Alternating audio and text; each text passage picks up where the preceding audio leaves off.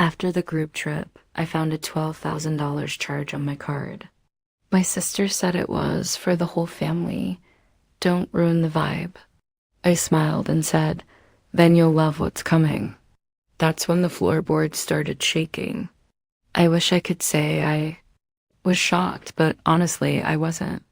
I mean, I was annoyed, deeply, almost poetically annoyed. But shocked, no. That would have required some degree of belief that this time, this one time, my family wouldn't find a way to creatively screw me over and gaslight me into pretending it was a group hug. The charge showed up the Monday after we got back.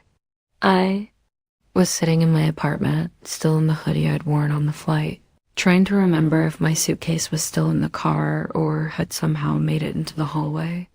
It hadn't, but my bank app had made it to the top of my notifications list. $128,742 from a group charge on a shared card. I had very stupidly offered to put down for the Airbnb. And by Airbnb, I mean the basic beachfront rental I'd agreed to. Help book. Not as it turns out, the luxury villa Tessa accidentally upgraded us to the day before the trip along with a private chef. Couples massages for her and Mark, I assume, and a 4 or 5 minute boat cruise because the timing was perfect. I blinked at the number a full 5 times before refreshing the page just in case my banking app had decided to experiment with psychological warfare. It had not. The money was gone. My account looked like it had just survived a heist and was trying to act normal, but the trauma was visible in every line item. I texted Tessa me. Hey, just saw a $12,000 charge on the card. Was that supposed to be split? She responded 3 minutes later. Tessa, it was for the whole family. Don't ruin the vibe, right, the vibe. God forbid I ruin the sacred energy of let's all pretend this is fine while Catelyn foots the bill. I stared at my screen for a long time, not because I didn't know what to say, but because I knew exactly what to say. And it was either going to be the calm sentence I'd ever typed or the kind of message that got screenshot and added to family group chats with the caption, "She's being weird again." So I went with calm me. Then you'll love what's coming. She didn't respond. She probably assumed I was being sarcastic, which to be fair, I usually am, but not this time. I closed the app, took a slow sip of cold coffee, and opened a spreadsheet. I had a name in mind before I'd even typed the first line. Expenses Tessa won't pay back again. That's a less. By the time I finished the first tab, I'd added 5 more columns. I wasn't just going to ruin the vibe. I was going to end the whole playlist. Now, in case you think I'm overreacting or that maybe this was a one-time thing, I'd like to offer a short and deeply depressing montage of moments from my financial life over the last 10 years.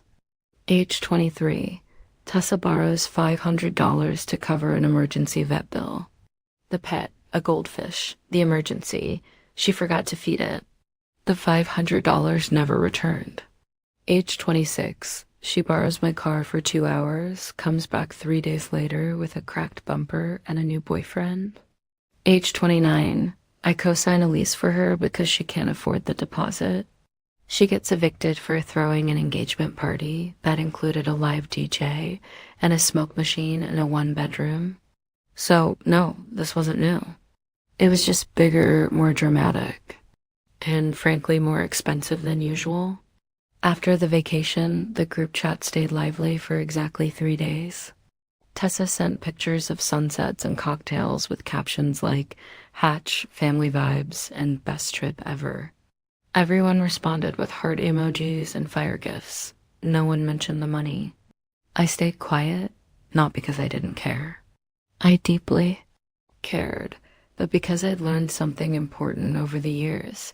If you react too fast, you become the problem. If you wait just long enough, you become the story. On Thursday, Tessa called. Hey, big sis, she chirped like she hadn't just digitally mugged me 4 days earlier. Hey, I said flatly. So, about the card. I know it looks like a lot, but it all balanced out, right? You got the points. Ah, yes, the frequent flyer points. Whole 900 of them. Enough to buy half a soda at the airport. You charge 12 grand, I said. She sighed. Sighed like I was the one being difficult. We all benefited. Don't be weird. You're doing fine. You have that job that's like really stable or whatever. I closed my eyes.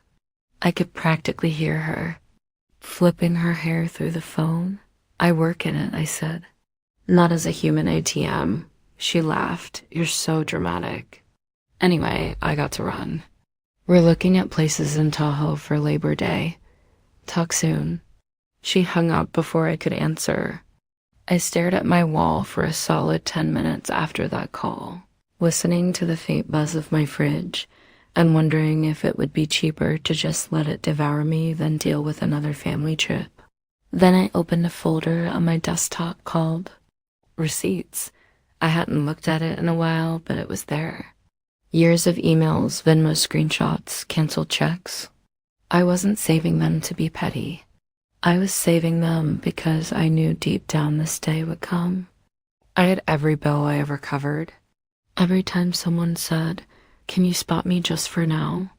and then vanished like a magician with my money. That night, I Googled lawyers who specialized in small claims and fraud. And by Friday, I had a meeting, booked with someone named Mr. Halpern, who sounded exactly like the type of man who wouldn't flinch if someone called him a buzzkill at brunch. Saturday afternoon, I drove to my parents' house for what was now being called a casual family get-together. Translation: Tessa had something to announce and needed a warm, captive audience. I parked down the street, took a deep breath, and pulled the folder out of my bag. Inside was a copy of every receipt, every charge, and a note from Mr. Halpern, who, to my delight, had agreed to stop by personally. I knocked once, and Tessa opened the door, wearing a flowy white dress and the expression of someone who'd just been told she was the moment. "Catelyn," she squealed, hugging me like I hadn't been silently plotting legal action for a week. "Come in, we're just getting started." She led me into the living room where Mark was holding a tray of mimosas like a man who still thought this was going to end well for him. I smiled politely, dropped my bag by the coat rack, and sat down on the edge of the couch. Tessa raised her glass.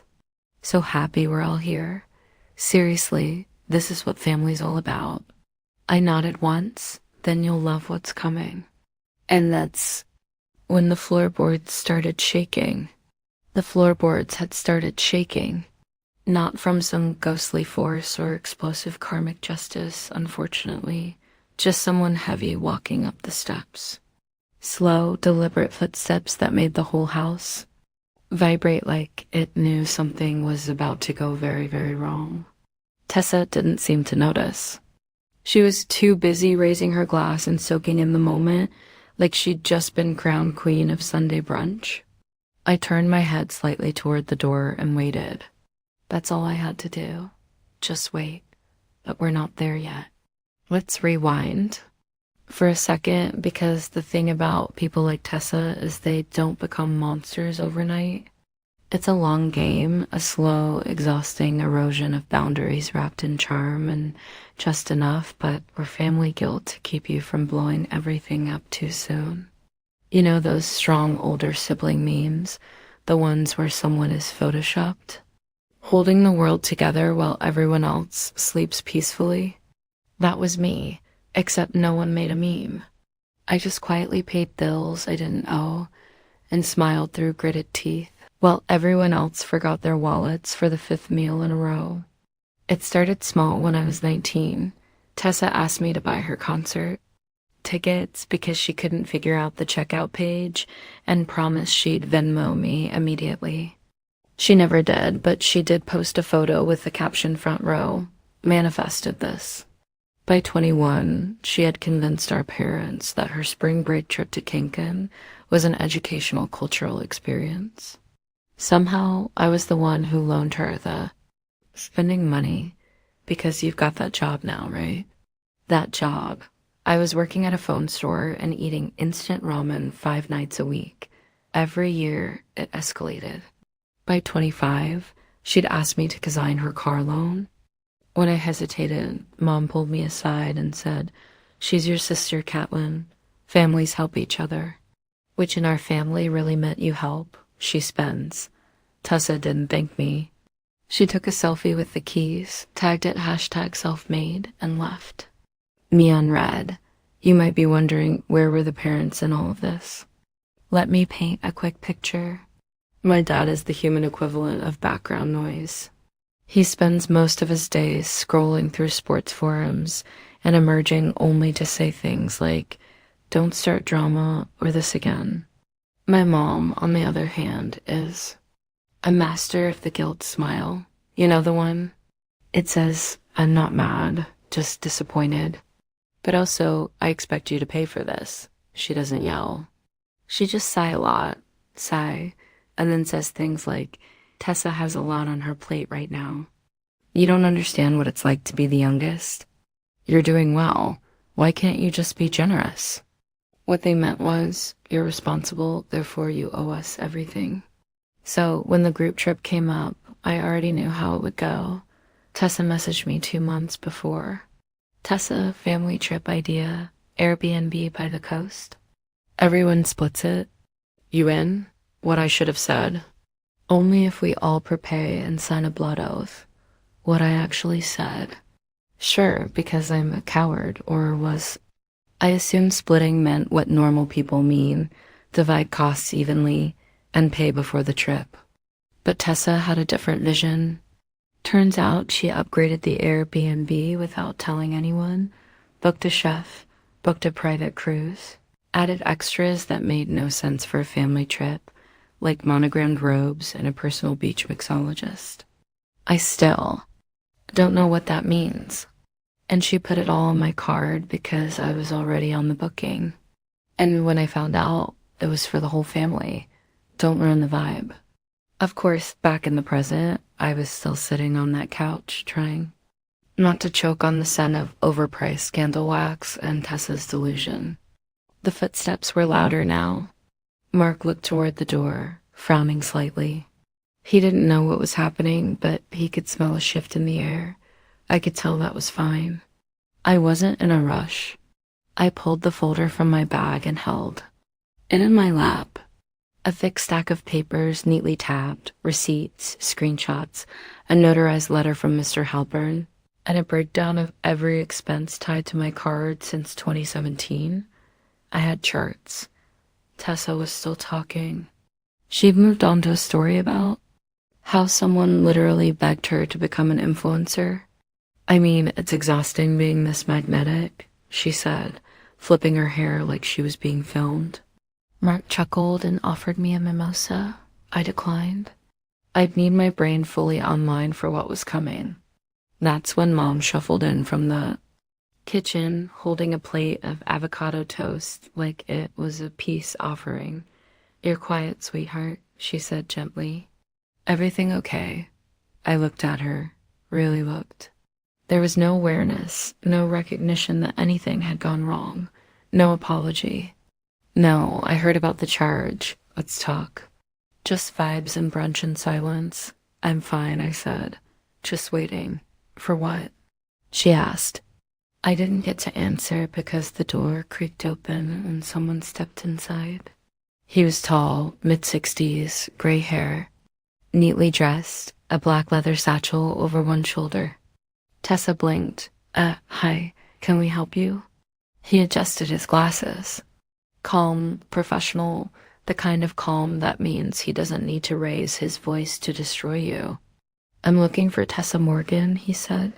She smiled automatically. "That's me." He opened his satchel, pulled out a single envelope, and handed it to her. "You've been served," he said. The room froze like someone had just yanked the battery out of a Bluetooth speaker, madame. Tessa didn't move.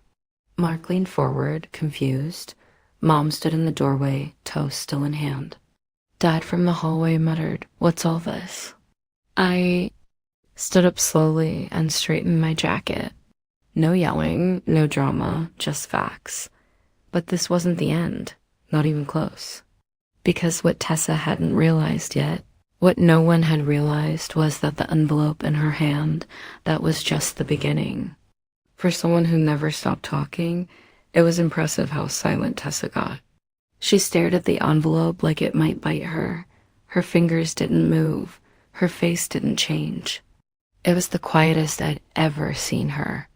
Like the part of her brain that usually generated spin, deflection, and hashtags had just short-circuited. Mark leaned toward her and whispered something, but she didn't respond. He reached for the envelope like he might open it himself. She jerked it away. Good, Mr. Halpern.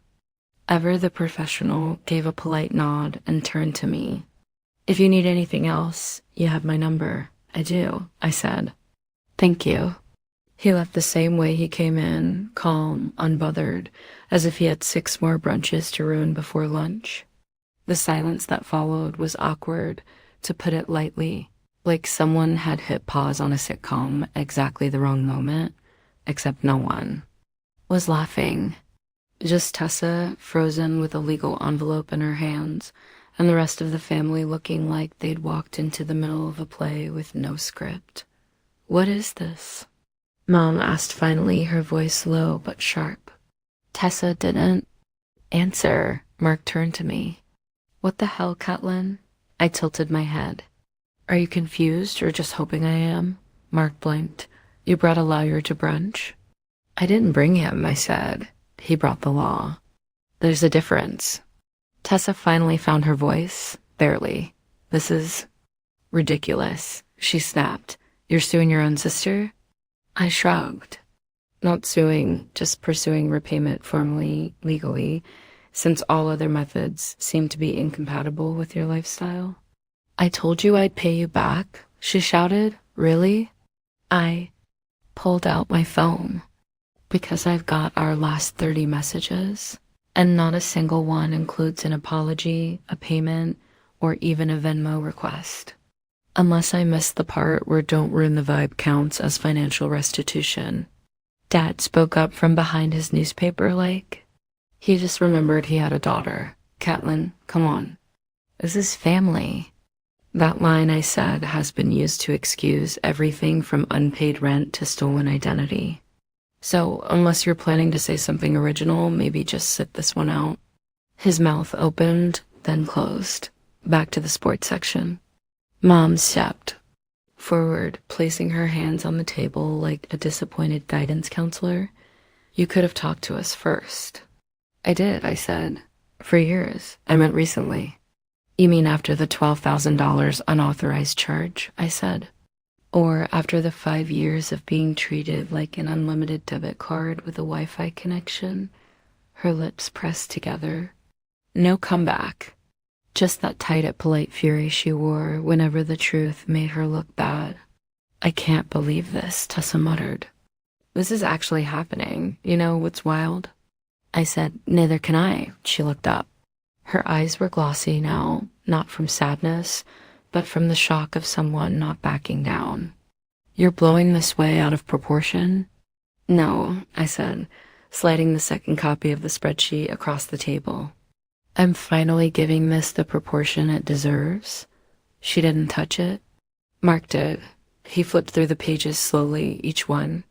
Labeled, dated, color-coded, dinner charges, rental cars, deposits, the Airbnb. Every dollar linked back to a date, a message, a screenshot. This is detailed, he said quietly. I work in it, I said. If I can recover files from a corrupted drive, I can certainly track down a missing 12 grand. I didn't know it would be that much, Tessa muttered.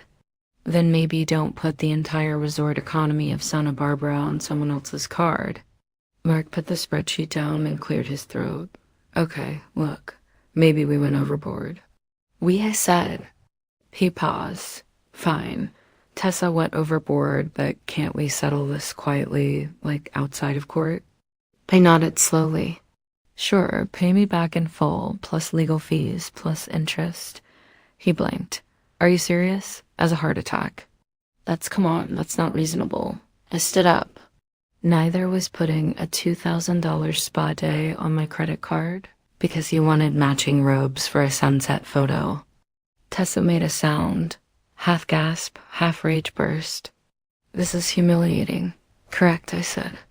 That's what happens when you make someone the villain in private and they decide to play the hero in public.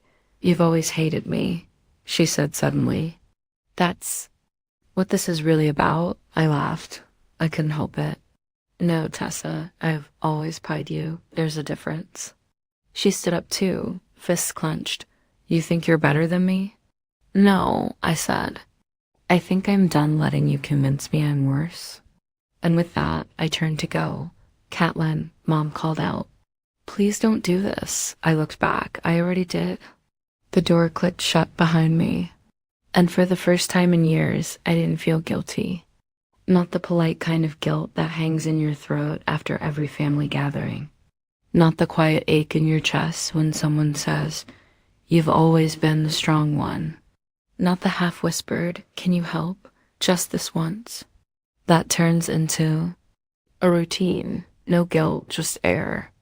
I walked to my car in silence, ignoring the buzzing in my pocket. Texts, no doubt. Apologies shaped like accusations. Confused anger. Maybe even a voice message or two that started soft and ended with, I can't believe you do this to us. I didn't check. Instead, I drove. No destination in mind, just movement, just distance. My phone buzzed again and again, but I let it. I let the sound blend into the background like it had all my life. Eventually, I pulled over at a small park, empty, quiet. I sat under a tree and just existed. Breathe in, breathe out. Somewhere, Tessa was probably pacing and yelling. Mark was Googling legal terms. My parents were pretending they hadn't seen this coming, even though they absolutely had. And me, I was calm, but I wasn't done. Not yet. 3 weeks. That's how long. It took before the silence started to shift into noise. At first, there was nothing, just the expected fallout. Blocked numbers, frozen smiles, and group chats. Family group texts quietly dying. No one said my name, but you could feel it hanging. They're like a coffee stain. No one wanted to scrub. Then the damage control began. Tessa sent a clarification email to the family claiming the whole thing had been a miscommunication. She said I'd offered to pay and then changed my mind and that I'd blown things out of proportion by bringing in a lawyer. She didn't mention the $12,000 charge or the years of unacknowledged support, just the narrative she could twist into a victim role. Classic Tessa. Mark tried a different route. He emailed my lawyer with an offer. He'd pay back a third of the money if I dropped everything. We declined. Mr. Halpern, to his credit, handled it with a kind of dignity I will never master. He simply replied, we're not interested in partial accountability. A few days later, Tessa posted a vague Instagram story, a close-up selfie, puffy eyes. Caption, some people will betray you the second you stop giving. Cue the sad playlist and 3 passive-aggressive Bible verses. I didn't respond. What was I going to say? Actually, I betrayed you by enforcing a boundary.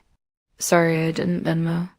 The emotional labor tax you think I owe you for being the fun one? No, I was done playing their PR game. Instead, I focused on my life, which for the first time in years felt like it actually belonged to me. I got a raise at work. Apparently, showing up not emotionally hollowed out by family drama makes you better at your job. Who knew? I started sleeping better, ate meals that weren't delivered in a panic between passive-aggressive phone calls. I moved into a new apartment, one with no shared walls and no risk of surprise visits. I changed my number, updated my emergency contacts, put Aunt Claire at the top of the list. She was the only one who'd reached out after everything happened. She sent a card, handwritten, short and simple. You did the right thing. I wish I'd done it years ago, Claire. I cried when I read it, not because it was sad, but because it was the first time someone in the family acknowledged what it had cost me to finally say no. 2 months after the brunch incident, I got a letter in the mail. No return address, but I recognized the handwriting. Inside was a check for $1,000 and a note she left me. Said I wasn't loyal enough to her during the whole thing. I should have stopped her sooner. I know this doesn't fix it, but it's a start. Mark. I didn't reply, but I didn't tear it up either. It was the first money I'd ever gotten back. The civil suit didn't need a courtroom. Her letter folded after we refused to settle. She's paying it back now. Every cent, not because she wanted to, but because she had no choice left. As for Tessa, last I heard, her account had been flagged for suspicious activity. Not from me, just karma doing its thing. She lost a brand deal with a travel agency after someone forwarded them screenshots of the legal filing. She claimed defamation. The agency quietly cut ties. The whispers in the family haven't stopped. Some blame me, some blame her. Some pretend it never happened. That's fine. Let them squirm in the silence. Because for the first time in my life, I'm not stuck in it. A few weeks ago, I was at a small neighborhood cafe sipping coffee, reading and minding my own business when someone I went to high school with walked in. They recognized me and we chatted for a minute, catching up. Then they lowered their voice and said, "Hey, I heard what happened with your sister. That's wild." I braced myself for judgment, but instead they just nodded and added, "Good for you. Most people never get out." I didn't know what to say, just smiled, but it stuck with me. You know what? No one tells you peace is weird at first. You expect it to feel like fireworks, a big celebration, a victory parade with people cheering your name, but it's not. It's quiet. It's eating dinner without a single text asking for help. It's not flinching when the phone buzzes. It's walking past the bank app on your phone and not breaking into a cold sweat. It's silence and realizing that silence isn't empty. It's space.